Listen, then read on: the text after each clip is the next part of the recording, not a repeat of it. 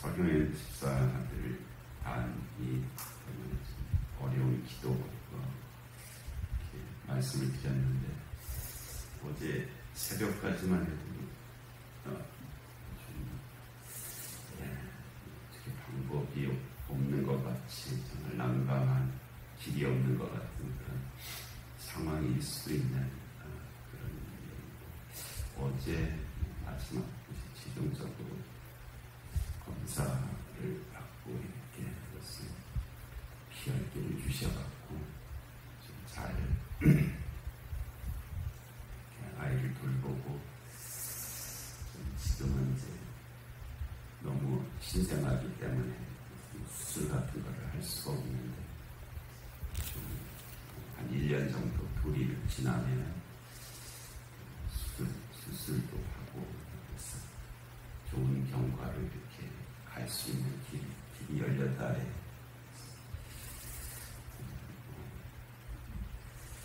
모든 역사는 매 순간에 일어나는 거잖아요.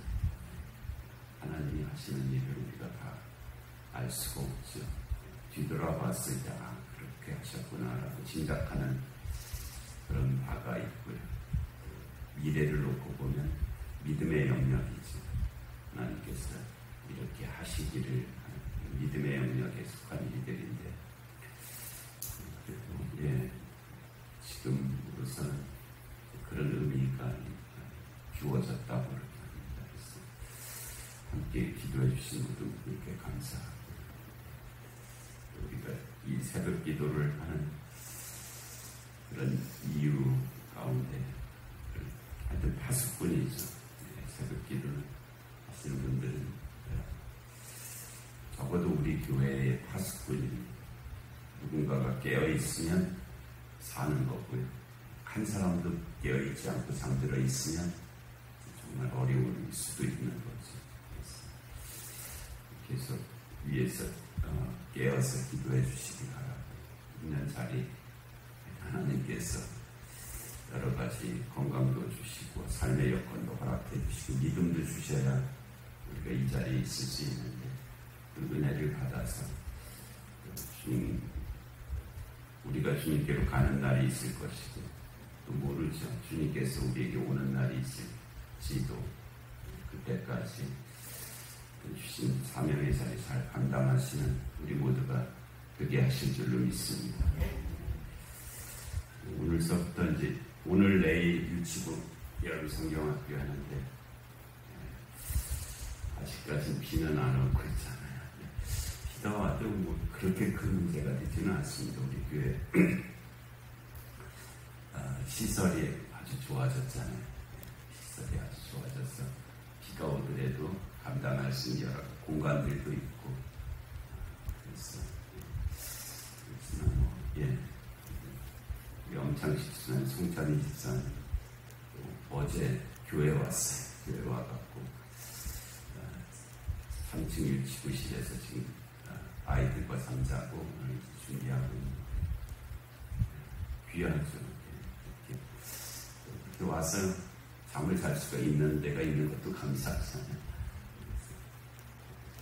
여러 가지 지금 선교관에도 네팔 선교사님 와 있고 몽골 선교사님 와 있고 장아림 선교사님도 지내고 있고 그런 공간들 계속 지금 이제 오실 분들도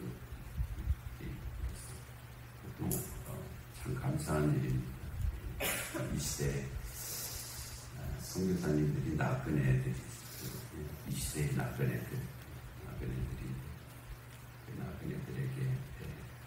머물 곳을 이렇게 마련해 드릴 수 있다는 것 굉장히 큰 은혜고요. 귀한 일입니다.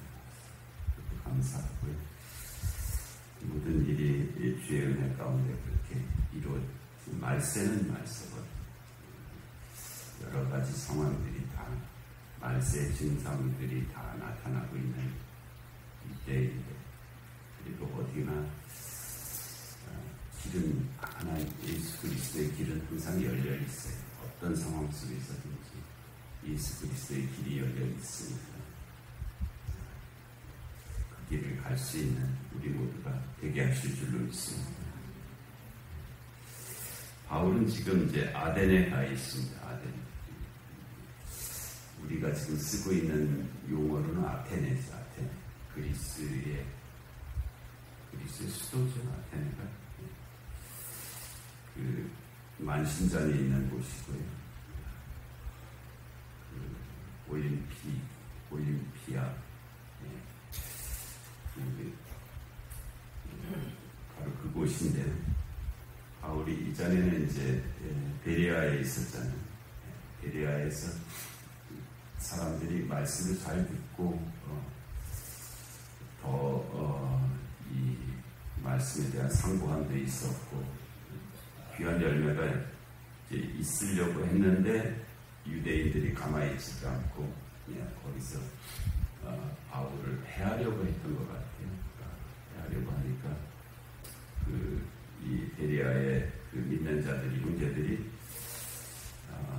우선은 이제 그 바울과 디모데, 실라, 누가가 있었을 터인데 그 중에서 바울이 표적이니까 우선은 바울을 피신시켜야 되겠다 해서 베레아에서 바다 해안으로 우선 피신시키고 그리고 해안에서 아덴까지.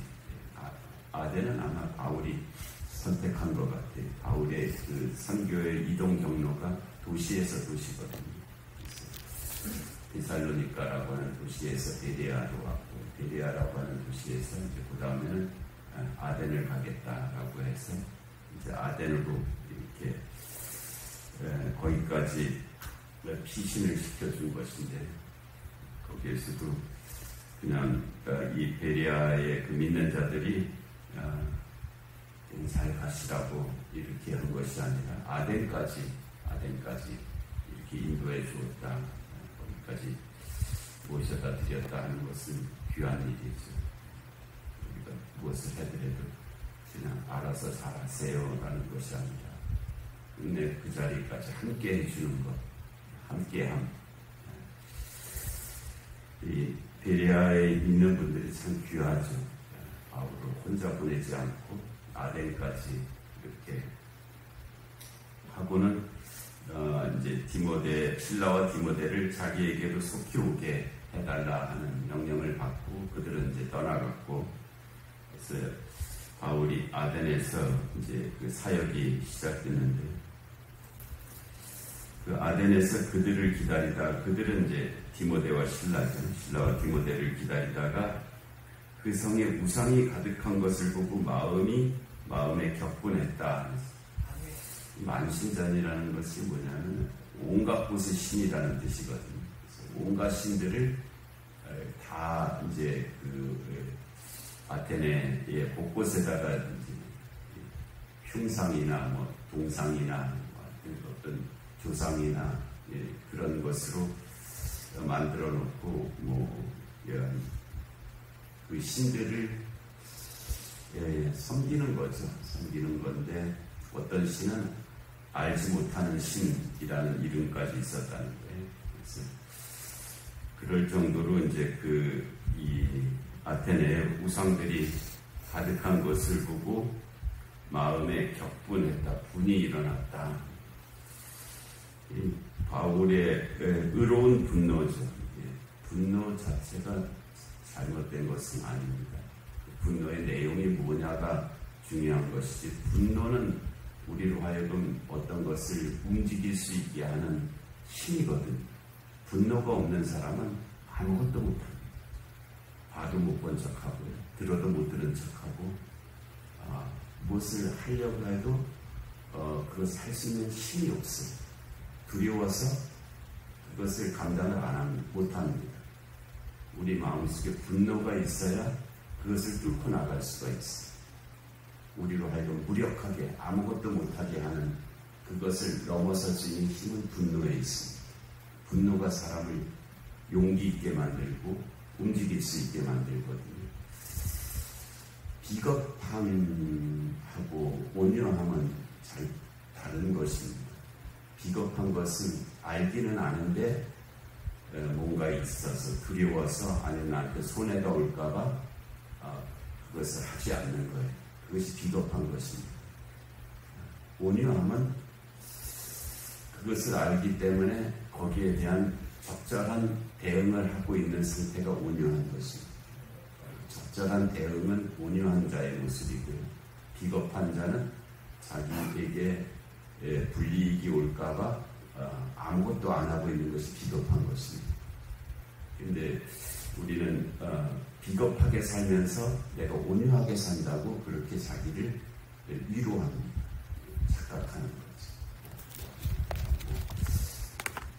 근데 성경은 우리에게 비겁한 자가 되라 하지는 않습니다. 온유한 자가 되라고 말씀하시는 것이 비겁한 자가 되라고 말씀하시는 것은 아닙니다. 그런데 이 비겁한 자가 되지 않을 수 있는 힘이 분노에 있습니다. 분노하는 자만이 행동할 수가 있어요. 그런데 이 분노가 항상 옳은 것은 당연히 아니잖아요. 분노해야 될 때 분노해야 되는 것이고요. 분노하지 말아야 될 때 분노하지 않는 것이 온유함입니다. 근데 우리의 분노는 대개 어디에서 일어나냐면 나한테 손해가 일어날 때 불같이 분노. 나한테 조금만 손해가 나면 못 참죠. 그래서 그런 데 대해서 이제 분노하는 거예요. 그러나 이 의로운 분노는 우리에게 있어서는 하나님의 뜻에 거스리는 일들에 대한 것이 의로운 분노입니다. 아니요. 하나님 앞에 이게 마땅치 않다. 하나님의 거룩함에 이게 마땅치 않다. 하나님의 영광을 가리는 일이다. 그런 것에 대한 분노가 그게 의로운 분노죠. 우리가 우리의 삶이 내 자신의 이익이 침해되는 것에 대해서는 불같이 즉각적으로 분노를 하면서 하나님의 영광이 가려지는 일에 대해서는 이거 누가 알아서 하겠지. 내가 할 일도 아닌 것 같은데 하면서 거기에 대해서는 아무런 대응을 안 합니다. 행동하지 않는 그런 것은 좀 다른 것이죠. 다른 것입니다. 근데 바울은 지금 아테네에 우상이 가득한 것을 보고 격분했다는 것. 이럴 수가 있나? 있지요. 그럴 수 있지요. 그러나 이래서는 안 된다 하는 그런 것을 행동으로 표현했다는 것이죠. 그래서 만나는 사람마다 붙잡고 이런 거 아니다. 이런 거 아니다. 이렇게 많은 신이 있는 거 아니다. 오직 하나님 한 분이 계실 뿐이다. 이러면서 이 만나는 사람마다 거기에 대해서 이제 격분하면서 회당에서는 회당에는 유대인들이 있습니다. 그리고 경건한 사람들, 유대인과 경건한 사람들 같은 개념일 수 있어요. 유대인이면서 경건한 사람일 수 있고요. 아니면 유대인은 아니지만 경건한 이방인 신자 이럴 수도 있죠. 회당에서는 유대인과 경건한 사람들과 수많은 신들이 있는 것에 대해서 격분해서 거기에 대해서 이제 논쟁을 벌인 일이 있고, 또 장터에서는 날마다 만나는 사람들과 변론은 이제 어떤 일에 대해서 옳고 그름을 가리는 일이잖아요. 변론을 했다는 변론은 긍정적인 영역입니다. 옳고 그름을 가리는 일이죠. 변론에서 넘어서면 무슨 말을 드리면 궤변 같은 게 있습니다. 옳지도 않은 이야기를 그냥 계속해서 자기 주장을 계속하는 궤변입니다. 변론이 아니라 궤변을 늘어놓는 거예요. 그 다음에 거기에 더 나가면 망발이 있습니다. 아주 그냥 정말 못된 말이 있어요. 그런 말을 계속 주장하는 것을 이제 그렇게 볼 수가 있어요. 그래서 변론은 그래도 긍정적인 영역에서 마땅히 해야 될 영역에 속한 일이에요. 우리는 변론까지 해야 됩니다.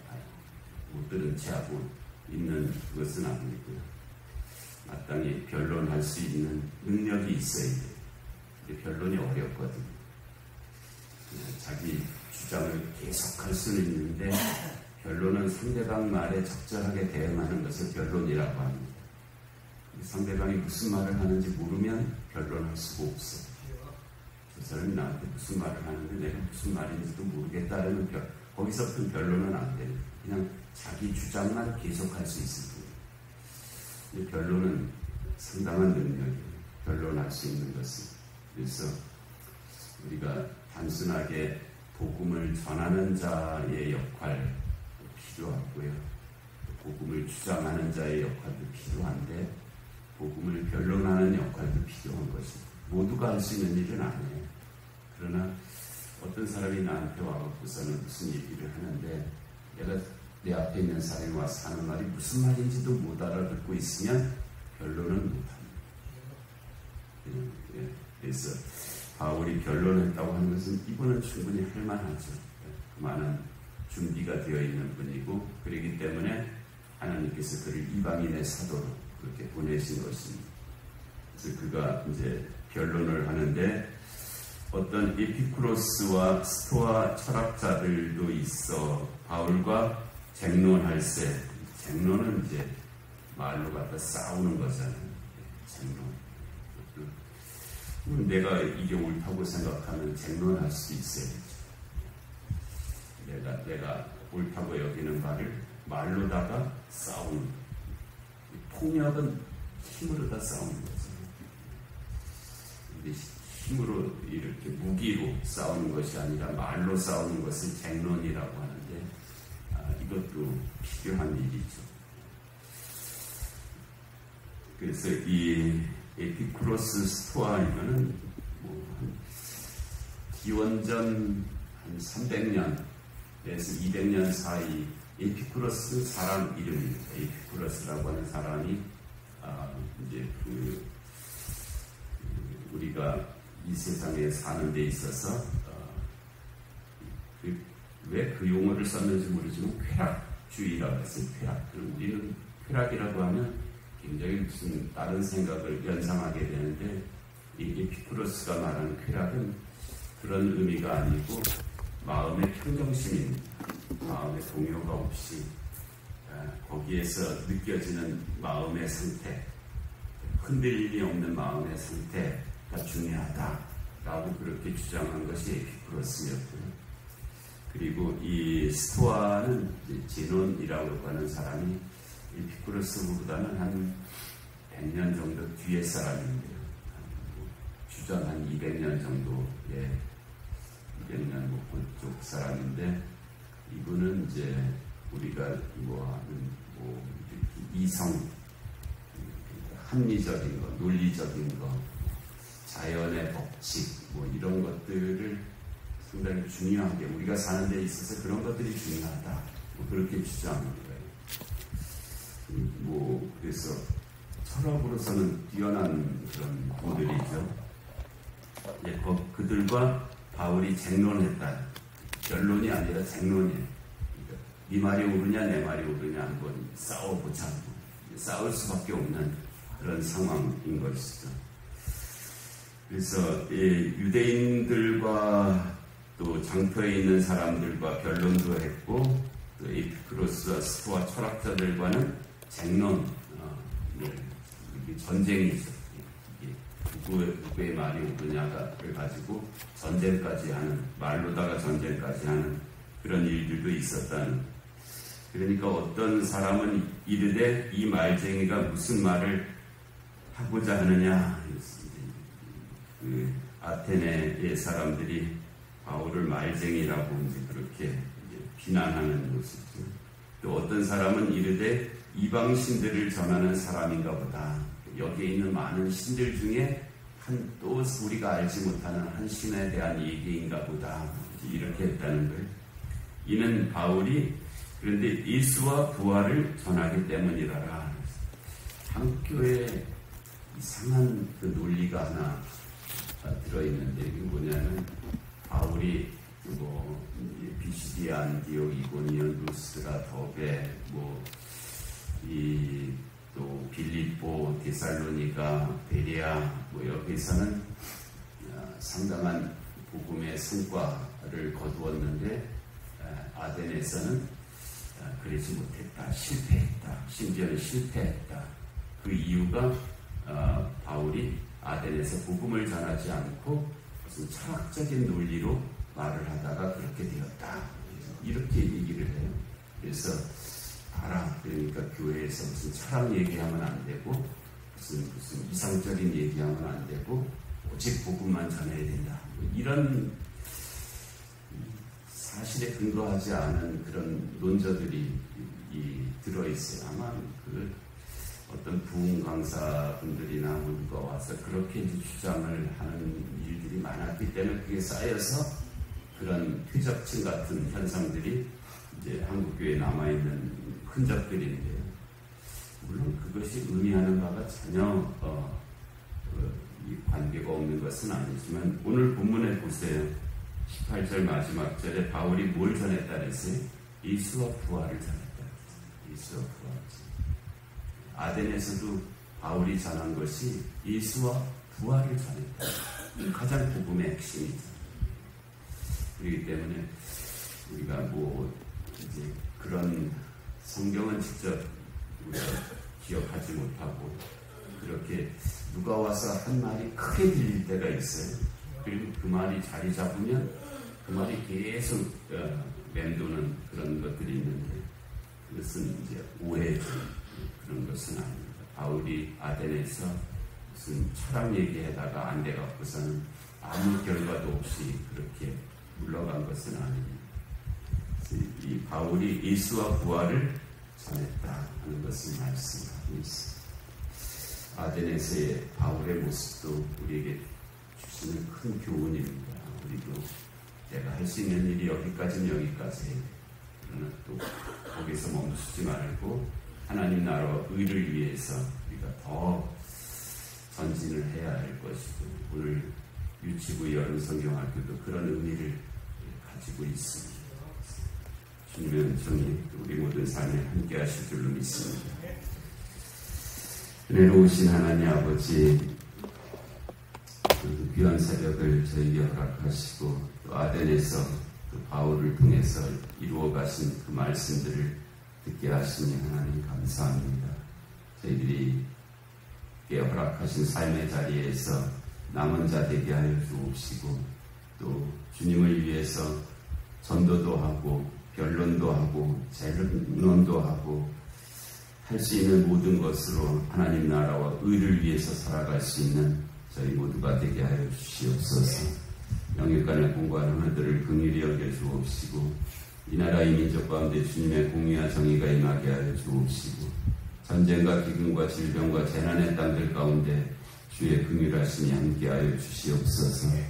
오늘서부터 하나님 유치부 여름성경학교 시작되는데 하나님 한 신령마다 그 안에 하나님 나라가 가득하게 하여 주옵시고 특별히 하나님의 치유하심이 하나님 저들의 영육 간에 그리고 그 모든 삶에 하나님 미치게 하여 주시옵소서.